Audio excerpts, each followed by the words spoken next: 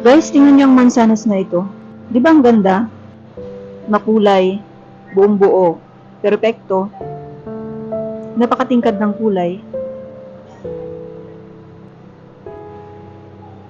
Pero sa likod nito, may kagat pala siya.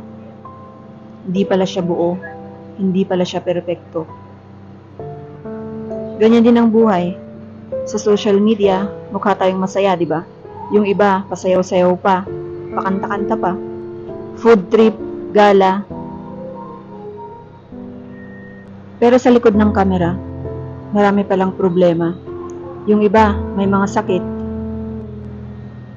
Yung iba, depressed. Yung iba, may mga laban na hindi natin nalalaman. Yung iba naman, lumalaban sa kahirapan. Pero bangon ulit, suklayin ang buhok, punasan ang luha, ngumiti, tapos laban lang. Kasi sa buhay, wala sa option ang salitang pagsuko.